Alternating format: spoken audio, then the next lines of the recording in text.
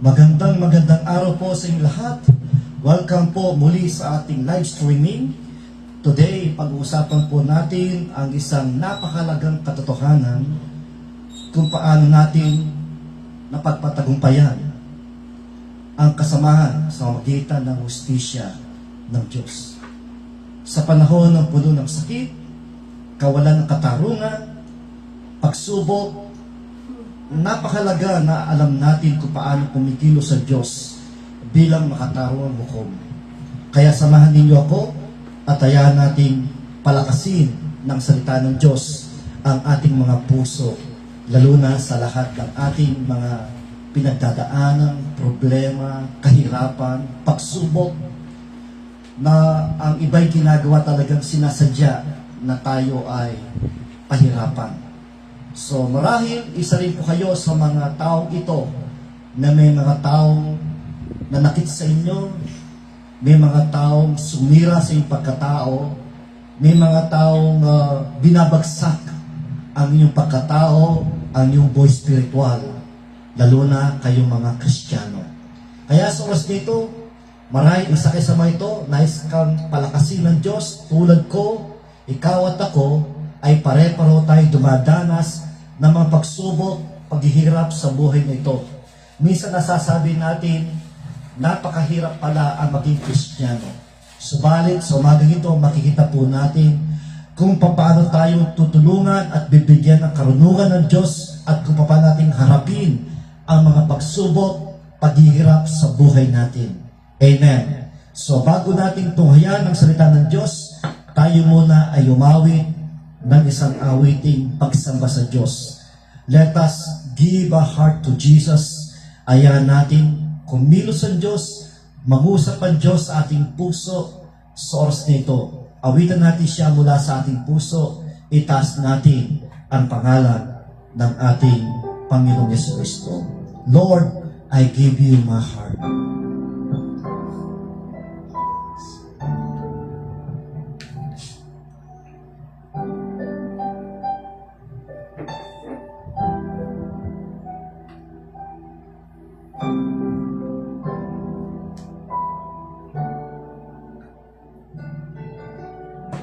This is my desire to honor you, Lord, with all my heart I worship you.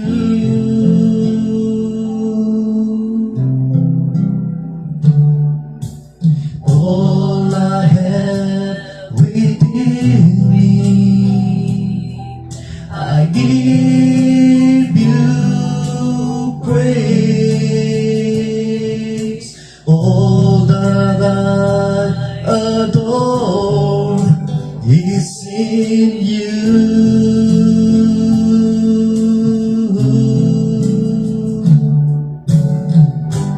Lord, I give you my heart, I give you my soul. I live for you alone. Every breath that I take, every moment I wake, Lord, have your way in me. Yes, oh Lord, hallelujah. This is my desire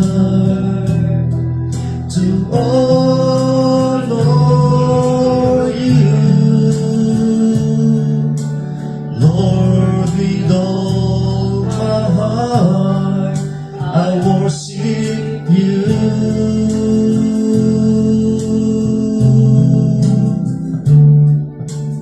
All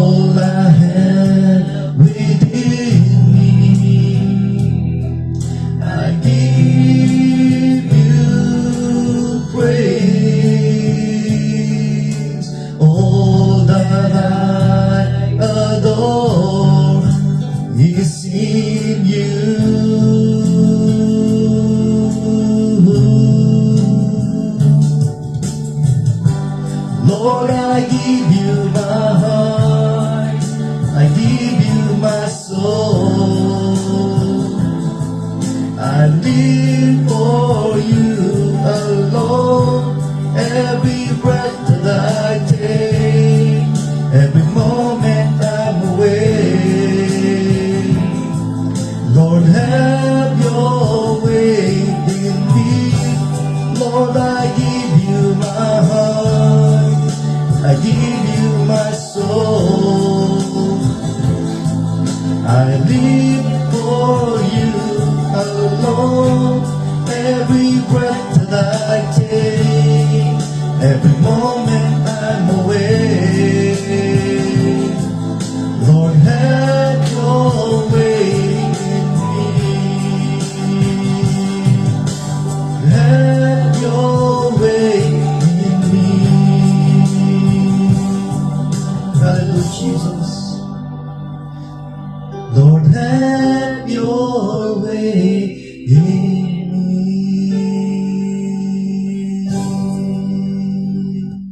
Tayo po'y manalangin. Ibinibigay po namin sa iyo, O Diyos, ang aming mga puso. Ibinibigay po namin sa iyo ang aming mga kaluluwa. Ikaw ang may-ari sa amin, ikaw ang lumikha sa amin, at marapat lamang itataas ka namin, sasambahin ka namin, gamit ang aming mga puso, ang aming mga kaluluwa, ang aming mga katawan. Linisin mo ang aming puso, linisin mo ang aming buhay, gawin mo kaming kaaya-aya at karapat-dapat na sumasamba sa iyo. Maraming salamat po sa tuwing kami lumalapit sa iyo, hindi mo kami tinataboy. Maraming salamat po, O Diyos, sa tuwing humihingi kami ng tawad sa iyo, ay lagi mo kami pinapatawad. Salamat, hindi ka nagsasawang nagpapatawad sa amin sa tuwing kami po'y magkamali at magkasala. Salamat, Panginoon, sa iyong biyaya. Salamat sa iyong kaawaan sa amin. Salamat sa iyong pagmamahal sa amin. Sa oras na ito, kami po ay mag-aaral ng iyong mga salita. Dalayan ko, O Diyos, na samahan po ninyong lingkod. Anoint me with your Holy Spirit and give me wisdom and knowledge, authority and power to share your word, O God. Maraming salamat po. Inaasahan po namin lahat po ng mga may problema, lahat na may pinagdadaanan, lahat na may karamdaman, ay tatanggap ng kagalingan, kalakasan mula sa iyong mga salita. Kaya Lord, mag-usap ka sa lahat ng makikinig at buksan po ninyo kanilang puso't isipan upang kanilang maunawaan ang mga salita mo. Sa iyo lahat ng papuri at pasalamat sa tanging pangalan po ng aming Panginoon Kristo. Ito po ang aming dalangin. Amen and amen. Praise the Lord. Amen. At ngayon, atin na pong tutunghayan ang salita ng Diyos. Last week po ay, kung maalala pa, last week wala pala tayong naging live streaming. Pero ang naging topic natin, yung po tungkol din po sa God's justice din po ang ating pinag-usapan. So this time, ang ating pong pamagat ng ating pag-usapan, ang ating pag-aralan, overcoming evil with God's justice. Amen. Ngayon, babasahin po natin ang ating teksto ay nandito po sa Romans chapter 12, verse 17 to 19. Ang sabi po ng Romans chapter 12, verses 17 to 19, do not repay anyone evil for evil. Be careful to do what is right in the eyes of everyone.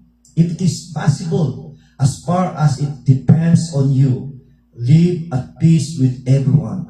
Do not take revenge, my dear friends, but leave room for God's wrath. For it is written, it is mine to avenge. I will repay, says the Lord.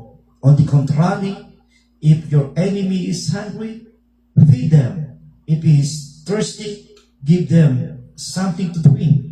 In doing this, you will reap burning coals on his head. Do not be overcome by evil, but overcome evil with good deeds. Good. Amen. Pagpalain ng Diyos sa pagkabasa ng kanyang salita. Amen. Praise God. Tatagalin ko lang po yung echo. Amen. So, amen. Amen. So, we live in a world where evil seems to advance boldly, where injustice, mistreatment, and unfairness can discourage even the strongest believer. tayo po ay nabubuhay sa mundong ito ng punong-puno ng kasamaan. At ang nangyayari, nagkakaroon po ng kalituan, kahirapan, at kadalasan nawawalan po ng ustisya o ng katarungan sa mga taong matutuwid. At tayo'y gumagawa ng paraan kung paano po tayo magkakaroon ng hustisya. Subalit ang mundo ngayon ay tulad ng sinasabi ng Biblia, ay pasama ng pasama. Marami nagtatanong, paano natin haharapin? How do I respond when people do wrong to me? Paano po natin haharapin yung mga taong gumagawa ng masama sa atin? The word says, fight back. Labanan mo sila. Matapang ka. Kayang-kaya mo yan. Ako po, nung hindi ako Kristiyano, hindi pa ako manampalataya, kapag meron po akong nakaaway o meron akong taong umaaway sa akin,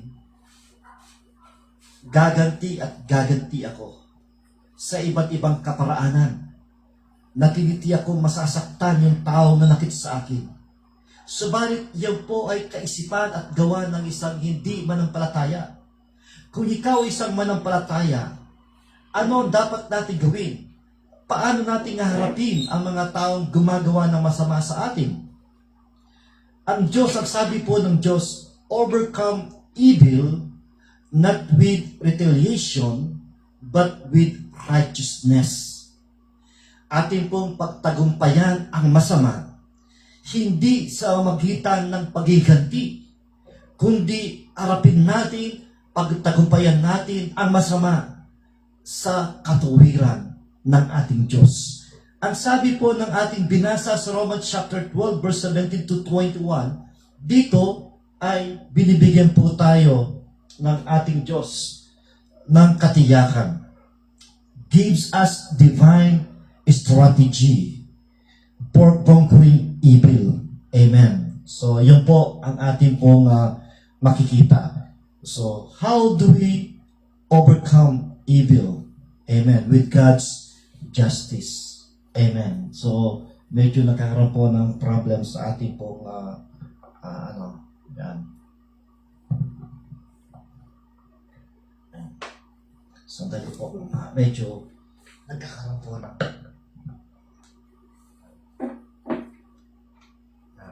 okay, so pasensya na po. Meron pong technical problem. Amen. So number 1, ang ating pong makikita, overcome evil by refusing revenge. Yan. Sabi ng ating teksto sa verse 17, do not repay anyone evil for evil. So, kung paano natin mapagtagumpayan ang masama, ang unang gagawin natin, overcome evil by refusing revenge. Iyan po ang sinasabi at inuutos at pinapagawa ng salita ng Diyos para sa amin. Yes, human nature wants to retaliate. Bilang tao nasaktan o sinaktan, gusto po nating maghiganti bilang tao. The flesh says revenge. But the Spirit says, let God fight for you. Amen. Yun po ang mas maganda. Ang Diyos ang siyang magiganti para sa atin. Why we must refuse revenge? Bakit kailangan nating huwag tayong magiganti sa mga gumagawa ng masama sa atin? Because revenge multiplies evil. Evil will not die if you feed it with more evil. Lalabas at lalabas kung ikaw ay maghiganti. Wala ka ng pagkakaiba sa taong gumawa ng masama sa iyo. Magiging pareho na lang sa iyo kayo. Ginawang ka ng masama, gagantihan mo ng masama. Ibig sabihin, pinapalaki mo at dinadagdagan mo ang mga taong masama.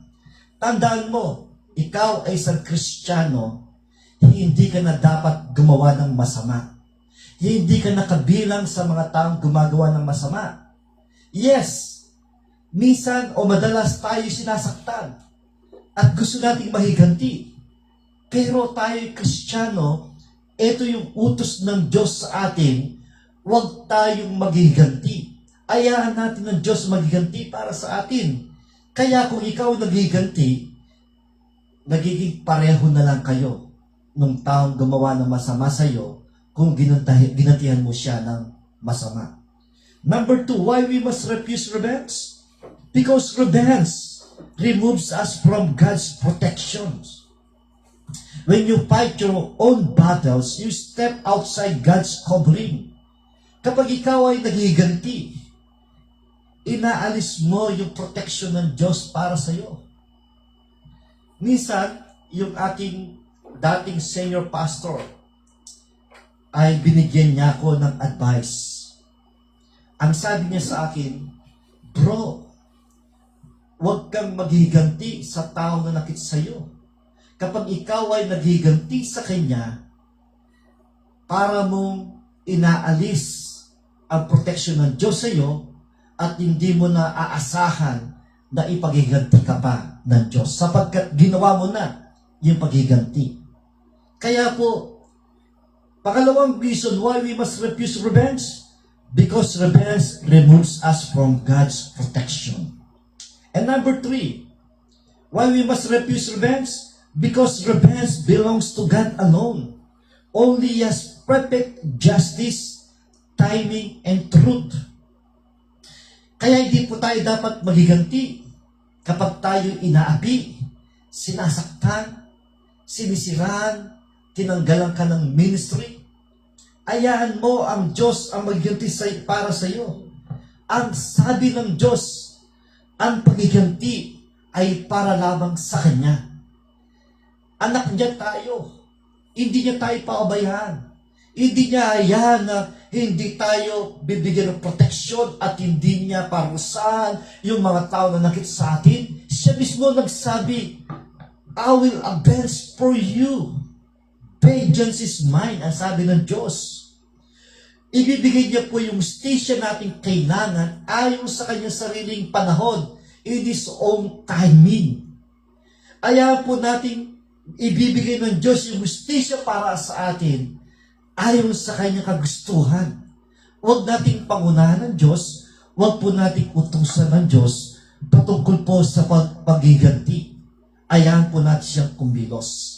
So anong gagawin natin? Refuse to answer insult with insult. Attack with attack. Gossip with gossip. Huwag po tayong manginsulto. Kapag ikaw ay insulto, manginsulto ka rin. Kung ikaw ay siniraan, sisiraan mo rin sila. Pag ganun ang ginawa mo, pareho na lang kayo. The moment you choose silence and surrender, you defeat evil's power over your heart. Mas mainam pang manahimik ka na lang, huwag ka nang magiganti. Huwag ka nang gagawa ng paraan kung paano mong sasaktan yung tao na nakit sa iyo. Amen. Amen. Pangalawa, paano natin ma-overcome ang evil with God's justice? Pangalawa, overcome evil by living honorably. Ang sabi ng verse 17 ng ating teksto sa King James Version, provide things honest in the sight of all men. You respond to evil not by lowering your standards, but raising them. Kapatid, huwag po nating ayahan na masira yung ating pagkatao. Huwag po nating ibaba ang ating standard ng bilang isang Kristiyano sa hindi Kristiyano. Huwag po nating ilalagay, ipapantay ang ating sarili sa mga taong masama. Iyan ay nature nila. Ayaan natin yung nature, yung karakter ng Diyos ay mapasa atin. Ayaan natin ang Diyos ang siyang gumabay sa atin. Marahil nasisira ka nila, pero hindi ka nila nasisira sa mata ng Diyos. Maging kaaway mo ng lahat, Basta ang importante, kakampi mo ang Diyos. Huwag po natin ngayon masira ang ating pagkakristyano sa mga taong walang ibang inisip kundi manira. Huwag po natin ilagay yung sarili po natin sa mga taong walang iba kundi tanggalin ka sa ministry na yung kinatayuan. How to live honorably before all people. Number 1, maintain integrity even when wrong. I-maintain mo yung integridad mo bilang isang Kristiyano, bilang isang pastor, isang manampalataya. I-maintain po natin yan. Number 2, choose transparency and righteousness. Ayaw mo ng sarili mo ay wala kang tinatago, wala kang inililihim, ang lahat ay hayag sa mga tao, lahat ng pag-uugali mo, lahat ng pagkatao mo. Ayaw mo makita na maging transparent ka sa kanila, maging matuwid ka sa harapan nila. Be the same person in private and public. Ito yung pangatlo. Hindi tayo Kristiyano every Sunday lang. Kristiyano tayo Monday to Sunday, 7:24. Amen. Kaya kailangan po natin i-maintain yung pagiging matuwid natin. And why this matters? Bakit ito mahalaga? Because your character becomes your defense. Yung pagkatao mo, yung character mo, ito yung pagdepensa mo sa mga tao na naninira. Ang sabi nga ng mga narinig ko, kung merong tao na naninira sa iyo, hindi ka niya masisira sa mga taong nakakakilala sa iyong pagkatao. Because your character becomes your defense. Amen. Number 2, why this matters? Because your testimony becomes your weapon. Ang patutuo mo, ang siyang sandata mo laban sa mga tao na ninira sa iyo. Kung paano ka binago ng Diyos, kung paano ka ginagamit ng Diyos, huwag mo ngayon mawala yan dahil lang sa mga tao na nira sa iyo. Just maintain your testimony. Amen. And why this matters, number 3? Because your integrity becomes your shield. Ito yung magiging protection mo, ito pong character mo. Itong integridad mo. Ito yung magiging shield mo. Kaya when people attack you, God often vindicates you through your consistent godly life. Kaya po, kapag merong umaatake sa iyo, may mga taong naninira sa iyo, makita mo kung paano ka paghihiganti ng Diyos. Papakita paano ka ibabalik ng Diyos.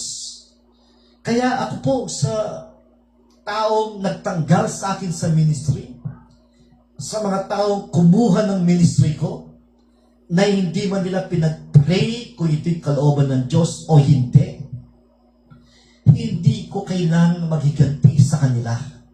Hindi ko kailangan gumawa ng masama sa kanila. Ito ay pinasa Diyos ko. Inaya ko ang Diyos in His own timing. God will vindicate me sa ginawa nila sa akin. Hindi ko pinapanalangin na sila ay maparusahan. I don't need to command God para gawin ng Diyos yung nais ko para sa kanila. It is not my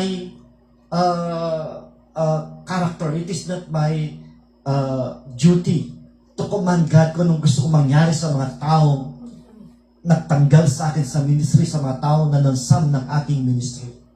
Ang Diyos nang bahala sa kanila. Amen. And number 3, overcome evil by seeking peace when possible. Ang sabi ng teksto natin sa verse 18, if it is possible, as far as it depends on you, live at peace with everyone. Amen. Kaya po kapag meron po mga taong naninira, nanakit sa atin, mas piliin po natin yung kapayapaan. Kasi the moment na ikaw ay gaganti sa kanila, the moment na iniisip mo kung paano kang gaganti sa kanila, lalo kang nawawalan ng kapayapaan. Na-stress ka, nadidepress ka, nasasaktan ka. There will be people who refuse peace but the believer must always be the first to attempt reconciliation. Alam nyo, ako po, yes, I admit, masakit na masakit ang ginawa sa akin. And I admit, ako po'y nawalan ng kapayapaan.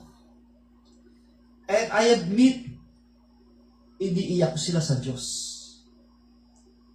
And I admit, gusto kong gumanti. But because of the Word of God, katulad ng mensahe ito po ay tumutulong sa akin kung paano anong dapat kong gawin at kung paano kong ma-overcome yung masamang ginawa sa akin. Tumutulong sa akin ito. Kaya nga po, sa magitan ng mga salita ng Diyos, I make it first move. The moment they disconnected me in all my ministry, the first move that I made, I asked to forgive me. But unfortunately, they will not respond. And I choose to forgive them. But the response is a pride. Wala daw silang ginawang masama. So therefore, I already did my part as a pastor, as a Christian. So I give everything to God sa ginawa sa akin. Seeking peace means choosing reconciliation over retaliation. Ang ibig sabihin, kapag hinahanap mo kapayapaan, mas pinipili mo yung reconciliation kaysa sa makiganti. And I tell you the truth. The moment na they will respond, yung mga tao na nakit sa akin, ako po ay handang tanggapin sila.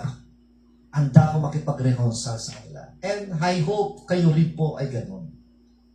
Number 2, seeking peace means refusing to escalate arguments. Huwag mo nang palakiin ang sigalot ng iyong problema sa kanila. Kasi the moment you are planning to revenge, pinapalaki mo ang problema. Kaya po mas mainam manahimik na lang tayo para wag na lumaki ang problema. Ayahan natin ng Diyos na matuwid at makapangyarihan ang siyang magbibigay po ng katarungan para sa atin. And number 4, seeking peace means apologizing even when you're not 100% wrong. Sometimes asking apology, hindi po ito nakakababa ng iyong pagkatao. Sometimes when you ask forgiveness, it is not meaning na ikaw lahat ang may kasalanan. Asking forgiveness, you are seeking peace, kapayapaan para sa iyo. Amen. Ito po yung mga importanteng katotohanan, important truth. You are responsible for your effort, not their response. Ang responsibilidad mo lang yung effort mo, how to become silent, how to make a reconciliation, how to approach them and forgive them. You choosing unity over fight. Amen. If they reject peace, God will handle the rest. Kung ayaw nila tanggapin yung forgiveness, yung pagiging mo ng tawad sa kanila, ayaw mo Diyos ang siyang gagawa ng kaparusahan sa kanila if they don't forgive you. Amen. Could you imagine? Pastor sila, and I ask forgiveness, then they will not reply, they will not give their forgiveness. How can they preach forgiveness for they don't know how to forgive? At yan ay wala tayong magawa kung yun ang kanilang theology nila. But as far as the word is concerned, God will revenge. Siya ang mag-igati para sa atin. Amen. So number 4, overcome evil by trusting God's justice. Sabi ng verse 19 ng ating teksto, vengeance is mine, I will repay, says the Lord. Amen. Ang Diyos daw, sa Kanya daw yung paghiganti. At pagbabayaran ng Diyos sa mga yan. Hindi papayag ang Diyos na tayo sinaktan na hindi niya pagbabayaran ang mga tao na nakit sa atin. Hindi siya papayag. Hindi siya papayag na hindi niya tayo bibigyan ng katarungan sa ginawa sa atin. Hindi siya papayag. This is not weakness, it is a wisdom. If you allow God to revenge for you, that is wisdom. Why we can trust God's justice? Bakit kailangan natin magtiwala sa ustisya ng Diyos? Because He sees what we cannot see. Pinag-uusapan kanila nakatalikod.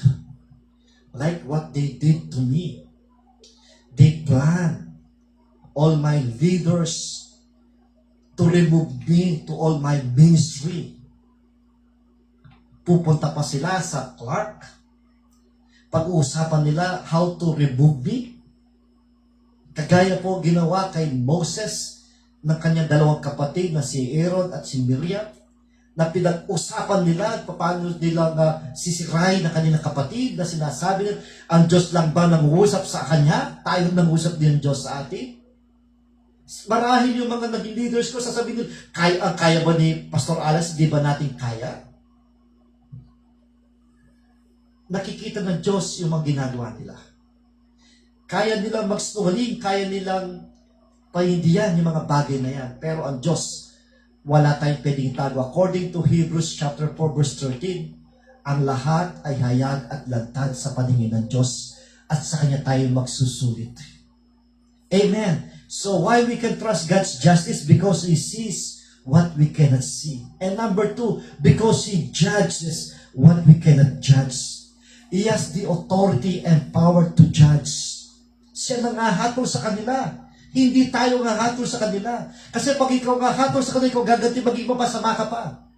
Ayaan natin ng Diyos, ang makatarong ng Diyos, ang maghahatol sa kanila in due time. And number 3, because He corrects what we cannot correct. Minsan ang hirap mag-correct sa kanila. Alam niyo, isa po sa marahil na hindi nagustuhan sa akin because I often correct those who make a mistakes. Madalas ako nagko-correct. Minsan, pinagkakamalan, mahinit daw ang ulo ko. Nagagalit ako. Tandaan nyo, ang galit ay may dalawang meaning. Sa English, scolding and reprimand. Scolding kapag kayo sinesermonan ko dahil may mali kayong ginawa. Reprimand, kinokorek ko po yung mga mali yung ginawa. And then, ang nangyari? Nagagalit. Ang sabi ng nakita ko quotation sa Facebook, fake Christian don't want correction. But a true Christian love correction. Ganun po. Kung totoo ang Kristiyano, dapat matuwa ka pa kapag mayroong tao may concern sa iyo at tinutuwid ka sa mali mong ginagawa. Pero ang problema, marami na pong mga fake pastor, fake Christian, fake leaders sa mga churches ngayon. Paano malalaman? Because they don't want correction. That is one. Para mapatunayan mo sila yung mga fake na pastor, fake na Kristiyano, fake na leader sa loob ng church. Napakarami na pong fake ngayon. Nagkakalat-kalat na po misa sa loob ng mga churches. And number 4, why we can trust God's justice? Because He repays in His perfect timing. Sapagkat pagbabayaran niya ang mga taong gumawa ng masakit na nakit sa iyo sa kanyang in His own time ng ating Panginoon Diyos. Amen. Hallelujah. You cannot overcome evil if you do not believe God is just. Hindi mo mapagtagumpayan ang masama kung hindi ka niniwala na Diyos ay matuwid. Faith in God's justice frees your heart from bitterness and keeps you walking in righteousness. Kapag ikaw ay nanampalataya o kinikilala mo ang pagiging matuwid ng Diyos, rest assured, huwag ka nang magkaroon ng bitterness. Hintayin mo lamang yung tamang timing ng Diyos para sa kanila. Marahil sa ngayon, nagtatagumpay sila. Marahil sila po'y tuwang-tuwa. Pero kapag dumating na yung oras ng puot at galit ng Diyos, yung tuwa nila ay mawawala. Amen. Kagaya po, magbibigay po ako ng isang halimbawa sa ating gobyerno ngayon. Nakikita po natin ngayon ang kasamaan sa ating gobyerno. Isipin mo, lahat ng mga tao, mahirap, mayaman, ay nagtatax. Bibili ka lang ng sabon, may tax. Bibili ka ng pagkain mo, may tax. Pupunta ka sa mga restaurant, Jollibee, McDonald's, Manginasal, merong tax kapag ikaw ay kumain. Pagkatapos yung mga taxes nating naiipon, imbes na gamitin para sa mga mahihirap, sa kalusugan, sa edukasyon, sa mga flood control, kinukurap ng mga politiko ito. Ngayon, ang dami ng ebidensya na tumutukoy sa kanila dahil sila ay masama, magnanakaw. Parang napaka-normal sa kanila ang mag-sinungaling. Sinasabi na malinis ang konsyensya ko. Kapatid, maaring tuwan-tuwa sila. Tingnan niyo po ngayon, yung mga contractor, DPWH, sa mga secretaries, mga engineers, ngayon sila yung unang makukulong. Tingnan nyo, nung unang tuwa-tuwa sila, yung isa, meron siyang magiging 40 luxury cars. Tuwang-tuwa sila, meron silang malaking tahanan, napakarami nilang pera, tuwang-tuwa sila. But in due time, in God's timing, ngayon, dumating na yung oras ng Diyos para sa kanila na kailangan silang parusahan at ikulong.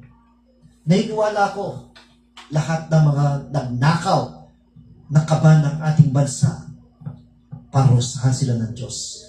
Marahil sa simula, tuwa-tuwa sila, marami silang pera, nag-i-enjoy ang kanilang pamilya sa mga nakaw na pera ng gobyerno, pero dating araw, parusahan sila ng Diyos. Ganyan din po yung mga tao na nakit sa atin, nanira sa atin. Marahil sa una, tuwan-tuwa sila, nagtatagumpay sila, pero dating ang araw, yung oras ng Panginoon, parusahan sila ng ating Diyos. Amen. Amen. So, God knows, God will repay, so the believer can walk in peace and righteousness. Amen. At ang panghuli po nating punto, overcome evil by doing good. Amen. Do not, sabi ng verse 21, do not be overcome by evil, but overcome evil with good. Amen. This is God's greatest strategy. Evil cannot defeat a heart determined to do good. Yung masama ay hindi ka magagapi kapag determinado ka ang puso mo gumawa ng mabuti. Amen. How to defeat evil with good? Pray for your enemies. Panalangin po natin sila. Amen. Number 2, help those who hurt you. Tulungan mo silang ma-realize din nila yung ginagawa nila masama sa iyo. Number 3, bless those who curse you. Because sabi ng Diyos, kay Abraham, I will bless those who bless you, and I will curse those who curse you. Kaya mo, Diyos, ang susumpa sa kanila. Number 4, show kindness to those who oppose you. Maging mabuti ka sa mga kumukontra sa iyo. Amen. Your kindness becomes a weapon. Magiging sandata mo pagiging mabuting tao. Amen. Hindi masisira ang pagkatao mo kapag ikaw ay sa mabuting tao. Like burning coals on their head, not to destroy them, but to awaken their conscience. Goodness becomes God's instrument to soften hardened hearts. Yung kabutihan ng Diyos, itong kabutihan po ay isang instrumento para palambutin ang puso ng mga tao matitigas na nanira sa atin. Amen. Amen. So patapos na po tayo, conclusion na po tayo. Evil is real. Injustice is painful, but God has given you a higher way, a victorious way. Amen. Totoo po yung kasamahan. Totoo po yung injustice, ang sakit-sakit. Katulad po ng ginawa sa akin, ang sakit-sakit. Hindi ko asahan na gagawin sa akin yung ganito. Because I did my best, but my best wasn't good enough for them. But God has given you a higher way, a victorious way.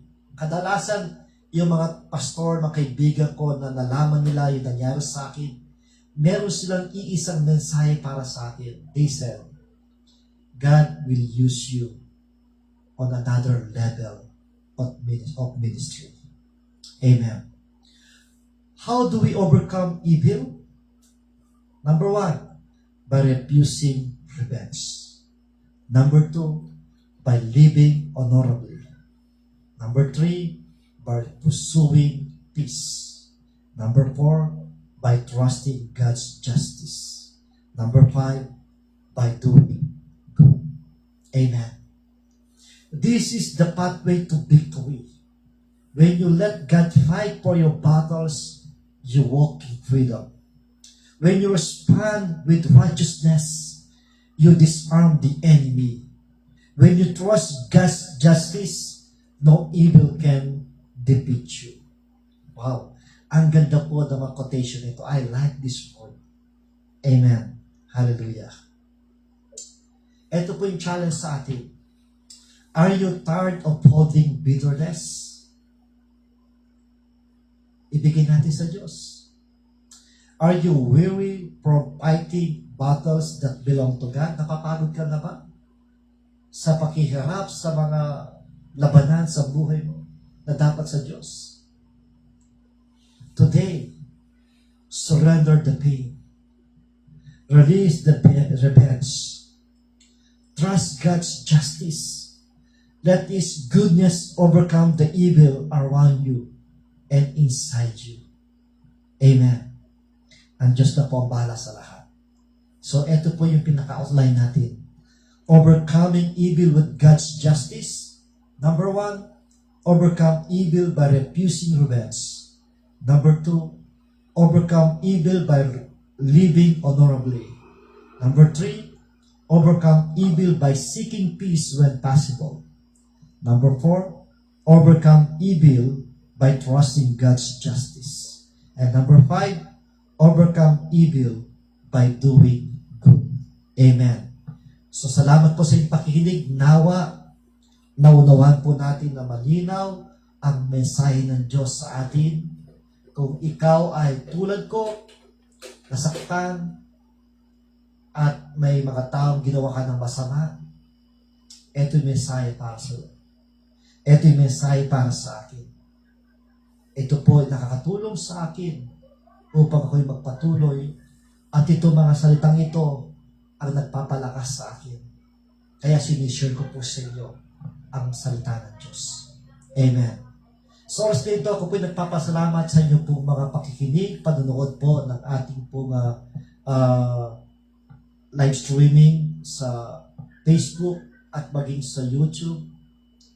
Sana po ay patuloy niyo pong suportahan ang ministry nito. Sa ngayon ay wala pa po kong hawak na church o wala pa akong church na pinagpapastoran. At kung meron po mga churches na nakailangan po ng pastor, you can contact me. Pwede po akong maging pastor ninyo. And sa lahat po na nakikinig, those who want to have a Bible study in their homes, paki-PM po ako, kausapin niyo po ako, and I will avail myself to handle a Bible study in your home. At kung meron kayong mga prayer requests, you can contact me. I-PM po ninyo ako and I will pray for you. Amen. At kung nais naman po ninyong tumulong sa ministry nito, if you want to give a love gift or donations, you can send it to my GCash. Ilalagay ko po sa Facebook yung aking GCash. At I pray that God will bless you more sa iyong pagtulong, pag-donate sa ministry ito. Any amount ay ito po ay recorded sa langit. Any amount you give to the ministry ay highly appreciated po sa atin. Amen. Salamat po sa inyo. And this time, I would like to pray, continue to pray my brothers, Kuya Jack. Pag-pray po natin na nasa stage 4 na po yung kanyang cancer. At nag-struggle po siya ngayon. At nag-radiation siya. After radiation, mag-chemotherapy siya. Let us continue to pray, my brother. Amen. At kung kayo po ay may mga prayer requests at kung may karamdaman kayo, ipatong yung kamay nyo sa karamdaman. At kung may problema kayo, believe. Ang Diyos po ang siyang magbigay ng solusyon sa problema. Salamat po. At wala po kung mabanggit ang pangalan na nagpakita dito sa ating live streaming. But anyway, salamat sa aking mga kapatid, kila Ate Sally, kila Sachiko, mga anak niya, kay Leia, kay Ate Mirna, kay Ate Baby, sa lahat ng kapatid ko, sila Kuya Jun, Ate Wilma. Salamat sa mga nanonood sa live streaming, sa mga kapwa pastors, mga kaibigan kong Kristiyano, mga estudyante ko sa Bible School.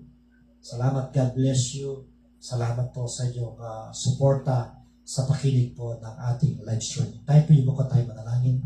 Maraming salamat po, O Diyos, sa mensahe na binigay mo sa amin. Na ito po ay nagbibigay sa amin ng lakas upang aming mapagtagumpayan ang mga kasamahan sa ginagawa sa amin. Yung mga taong naninira sa amin, yung mga taong gustong ibagsak kami, hindi namin kailangan magiganti sa kanila. Hindi namin kailangan ilagay ang aming sarili sa tulad nila. Hindi namin kailangan gumawa ng masama para sa kanila. Ibigay lang po namin sa iyo. Ikaw ang may kapangyarihan para magbigay ng justisya, ng katarungan sa mga ginawa sa amin. Ikaw ang Diyos ang kapangyarihan na pwede magparusa sa kanila. In your own way, in your own time. Ikaw ay magbibigay ng vindication para sa amin. We thank you for your words. We thank you for your message. So, oras dito, napapasalamat ako sa mga nanonood, sumusuporta sa ministry ito na live streaming. Lord, let your will be done. Kung may mga churches, they need a pastor, you can send me to them. At kung may mga pamilya, they want to open Bible study sa kanilang tahanan, send me to them, O God. Lord, let your will be done in your own way, in your own time. I will start a new church through your blessing financially. Ikaw po mag-provide. At sa lahat ng mga tumutulong, magbibigay ng kanilang donation, ng love gifts, sabi so bless them. O God, ibalik mo sa kanilang 100 folds yung kanilang tinutulong. Panginoon, i-bless niyo po sila. At sa oras dito, nais ko dalayin ang aking kapatid, si Kuya Jack, na ngayon ay nag-struggle po siya sa cancer dito sa kanyang ilong for stage 4. Lord, walang imposible sa iyo. Kung gusto mo siyang pagalingin mo siya at gumawa ka ng himala sa kanyang buhay. Kung nais mo siyang kunin, huwag mo nang pahabain kanyang paghihirap.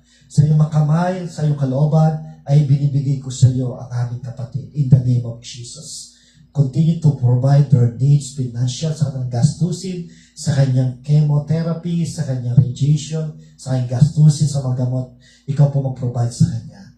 Lord, sino po may karamdaman sa oras nito na pinapato kanilang kamay ko magpagaling sa kanila. In the name of Jesus, kung meron po may sakit, kagaya po ng diabetes, in the name of Jesus, tagapin kagaling mula sa Panginoon. I-bless niyo po, Panginoon, ang lahat ng nanood sa ministry ito, at i-bless niyo po ang ministry ito, Panginoon. At mga kapatid ko na nanood, i-bless niyo po sila. At kung meron silang mga problema, ikaw bigay ng solution sa kanilang mga problema. Salamat po marami. Bless my family, ang aking mga anak, si AJ, si Charis, si Jaire, at si Jello, at maging ang aking asawa, si Sir Ken. I-bless din po sila lahat, Panginoon. Maraming salamat po. Continue to provide our needs. And we give you all the glory, honor, and praise. In Jesus' name we pray. Amen and amen. Maraming salamat po. God bless you po. See you next week po. Amen.